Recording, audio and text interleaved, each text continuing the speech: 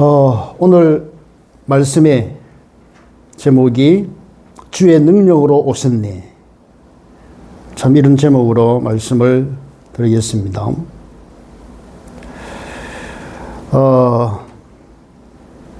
오늘 이 본문은 누가복음 4장으로부터 여기까지 예수님의 그 공생의 초기 사역을 우리가 볼 수가 있습니다. 예수님의 그 정체성을 우리가 보게 되고, 예수님이 말씀하시는 그 말씀의 근위가 어떠한가, 그리고 그 말씀에 100% 다 은혜 받는 것이 아니라 사람들의 반응은 항상 두 가지로 나타난다는 것을 알 수 있습니다. 먼저 성령의 능력으로 돌아오신 예수님입니다. 우리가 살펴봤듯이 마태복음 3장 16절에 보면 예수님은 요한에게 세례를 받으신 후에 성령이 비둘기같이 임했다, 그렇게 말씀했습니다. 그리고 누가복음 4장에 보면 광야에서 시험을 받으실 때에도 성령의 충만함을 입었다, 그렇게 말씀했습니다. 그리고 또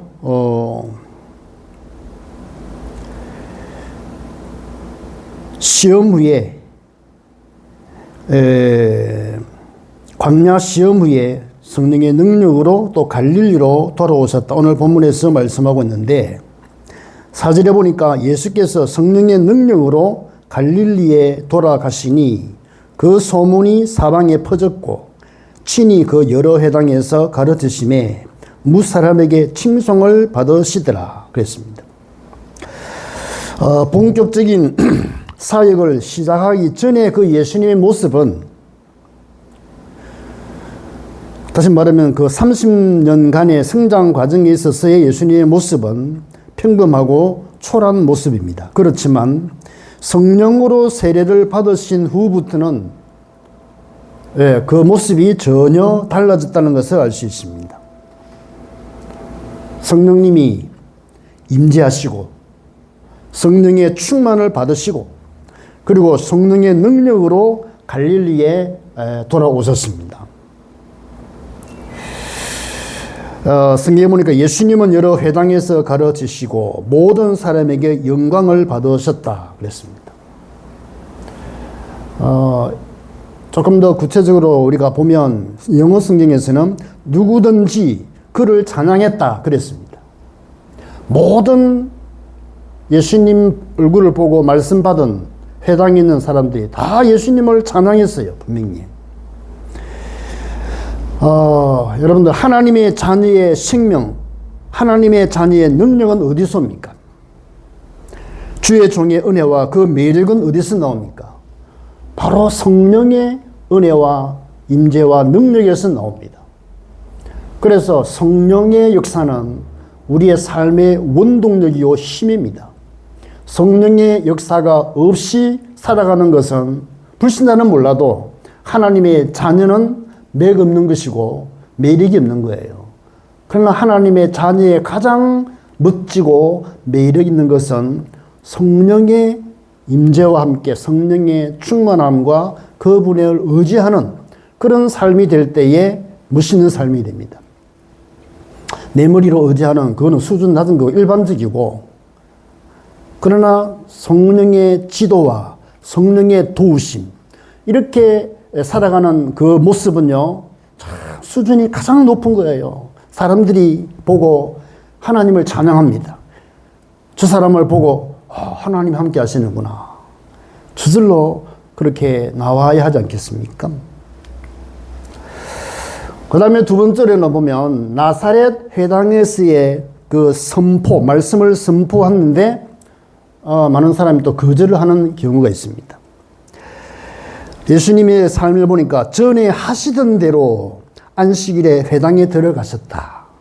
전에 하시던 대로는 뭐냐니까 성령 받기 이전에 어릴 때부터 30년간 전에 하시던 습관이 있어요.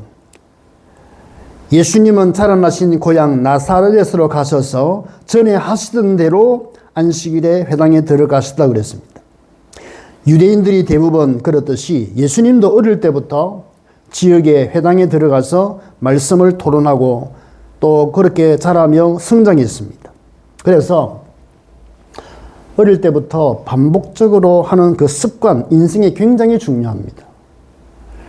어떻게 반복하며 자랐느냐? 이것이요, 성인이 돼가지고요, 그 인격을 형성하기 때문에 다행히 유대인들은요, 자랄 때에 아주 좋은 습관을 들여요. 랍비를 만나서 대화하고, 그러면요, 많이 배우잖아요. 그리고 또 좋은 책도 읽히고, 그리고 율법을, 토라를 가르치고, 그리고 또 여러 가지 탈무드도 지혜를 가르치고, 이런 면에 있어서 굉장히 좋은 바탕입니다. 그러니까 유대인들이 세계에서 엄청 많은 일을 하잖아요. 그런데 이런 유대인이 딱 복음이 들어가니까 세계적으로 쓰임받은 사람이 됩니다. 예수님의 제자들도 그렇고 바울을 그렇고 또 아볼로라든지 이런 많은 분들이, 디모데 같은 이런 분들이 다 어릴 때부터 이렇게 성경 말씀으로 다 습관이 되어 있는, 말씀을 배우는 체계가 되어 있는데 그게 복음 깨닫고 성령 받으니까 세계적인 사람이 되는 거예요. 오늘 여러분들 혹시 성장 과정에서 잘못된 틀로 자랐다면 그거 다 깨버리고 그냥 부숴버려요. 부숴버린다는 것은 뭐 몸을 부수는 것이 아니라 인정하면 돼요. 아, 틀렸구나. 잘못됐구나. 내가 성장 배경이 너무 안 좋구나. 그리고 우리 부모님 가만히 보니까 아무래도 이 복음이 아니라 이상해. 그래서 싹 딱 정리하면 복음으로 완전히 들어가야 할 이유를 깨달으면 그건 복이 됩니다. 나는 완전히 남은 생을 복음을 위해서 나는 생을 드려야 되구나. 나는 복음 때문에 살아야 되구나. 복음으로 살아야 되구나. 자, 이런 결단하면요, 그게 이제 새로운 출발이거든. 그게 이전 것은 지나갔으니 보라, 새 것이 되었다. 고백할 수 있는 겁니다. 그리고 랍비로서 군중 앞에서 성경을 펼쳐서 읽었습니다. 예수님은 랍비거든요. 성경을 능통 가르치는 자는 랍비입니다.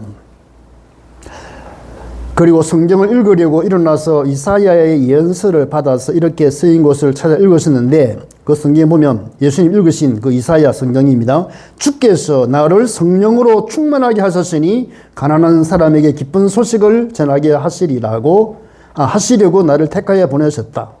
그가 나를 보내신 것은 마음 상한 자를 고치고 보로된 자에게 자유를 선포하며 눈먼 사람을 다시 보게 하려고 짓눌린 사람을 풀어주며 주께서 은혜 베푸실 때에 전파도를 하기 위해서이다.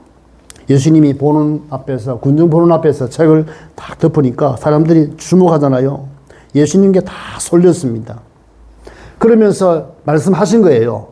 예수님이 하신 그 모든 말씀은 기록되지 않지만 예수님은 늘 복음을 전하시잖아요. 여러 가지 비유를 말씀하지만 그 비유의 주인공이 자신이잖아요. 내가 이런 단어를 안 썼지만 여러 가지 보화 비유, 시 비유를 통해서 내가 복음이다. 너희들이 찾는 주인공이야. 구약에 예언된 그분이고 당신들이 그렇게 기다리던 메시아 자신이라고 말씀하잖아요. 그 말씀할 때 성령께서 역사하시고 말씀에 이 권위가 있는 거예요. 예수님은 한마디로 말을 했습니다. 이 글이 오늘 너희 귀에 응하였다. 선언입니다.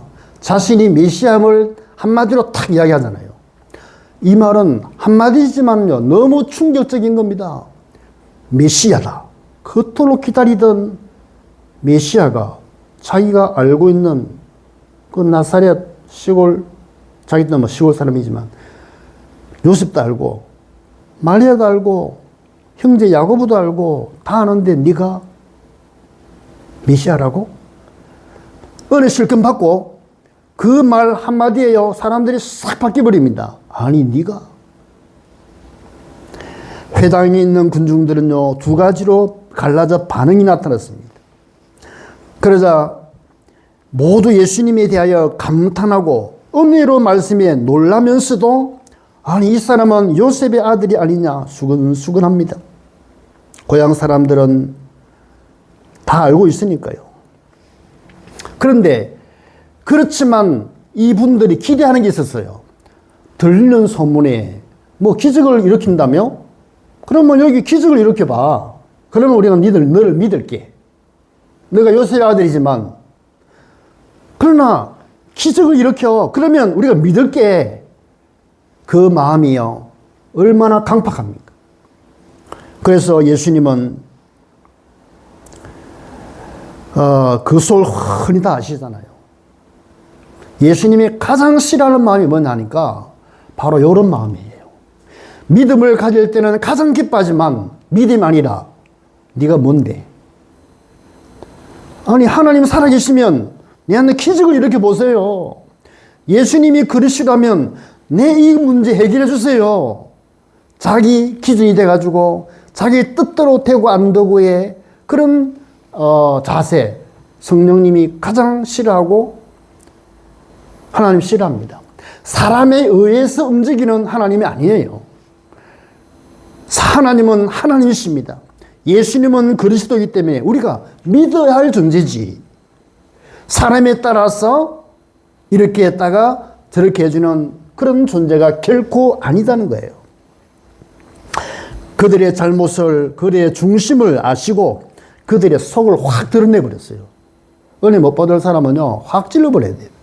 왜냐, 그게 사단을 꺾는 길이에요. 은혜 못 받는 사람을 비 맞추면요, 그게 흑암에 속아버려요. 뒤엎어져요. 그래서 그 중심을 아시고 예수님이 확 뒤엎어버리는데 그게 뭐냐니까 너희는 틀림없이 너희 속담 있지? 너희는 틀림이 없이 어싸야 네 병이나 고치라. 이런 속담을 내세우면서 너희가 들은 일, 곧 내가 가버나움에서 행한 기적을 이 고향에서도 해봐. 이런 말이죠. 그래서 예수님은 내가 분명히 말하지만 예언자가 자기 고향에서는 환영을 받지 못한다. 고향에서도 못할 이유가 없잖아요. 예수님은 나는 핑계죠. 그러니까 너희들에게는 기적을 행하지 않겠다. 내가 뭐 연기자냐? 예수님은 예수님이고 그리스도인데 말이죠.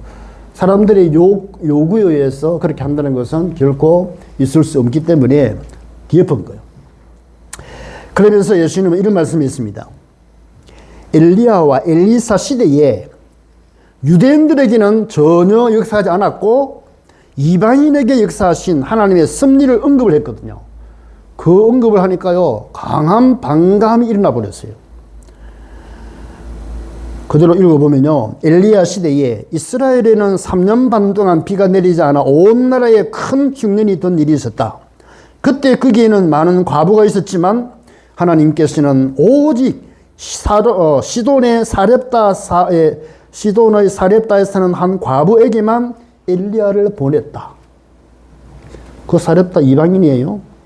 또 예언자 엘리야 시대에는 이스라엘에 많은 문둥병자가 있었지만 한 사람도 깨끗함을 받지 못하고 오직 시리아 사람 나만만 고침받았다. 이방인이에요. 하나님께서는 유대인들은 역사하지 않고 이방인에게 이렇게 했다. 그러니까 유대인들은요, 아니 우리를 이방인까지 취급해? 그러면서 막 화를 확 내버리는 거예요. 해당에 있던 모든 사람들이 이 말을 듣고요, 붕괴해가지고 일어나가 예수님을 산 위에 세워진 그 마을 밖 벼랑까지 끄어가지고 그냥 던져버리려고 하는 거예요. 예수님은 싹 피해가지고 군중으로 빠져나와서 피해버렸습니다. 여러분들, 오늘 우리가 살아가면서 참 이렇게 내가 기준이 되면요, 이렇게 악해져요. 내가 기준이 되면요, 내 이익을 위해서 합니다.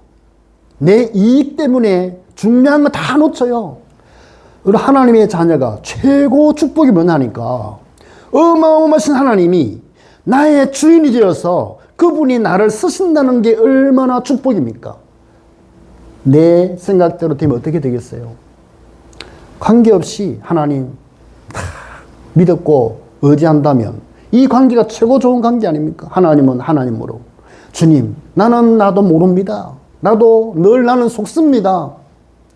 나는 똑똑한 것 같은데 똑똑하지 못합니다. 내 스스로 어떨지 모르지만 하나님 보실 때는 다 드러난 내 자신 아닙니까? 나를 아시는 주님, 나는 주님을 믿습니다. 나를 불쌍히 달라고. 이런 마음을 가졌더라면 주님이 왜 거기에 병자도 고치고, 그래서 가난한 자에게 복음을 전하는데, 눈먼 자를 뜨게 하시는데, 포로된 자에게 자유를 하시는데, 그걸로 오시는 예수님이 왜 안 하겠습니까? 그래서 영혼을 살리고 그에게 영광을 나타낼 수 있는데, 지금 이 나사렛 사람은 큰 착각하고 있는 거예요.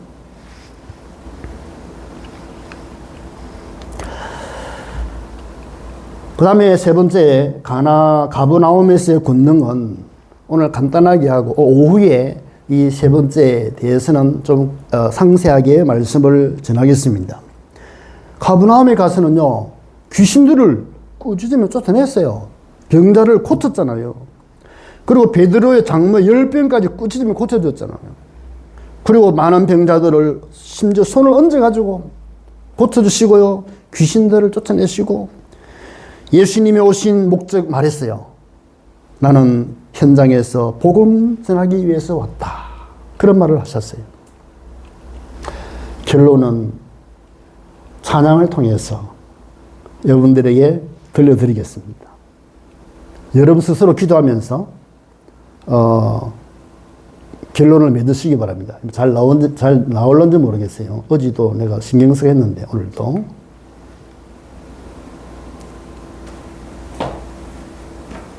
그걸 해야 되는데.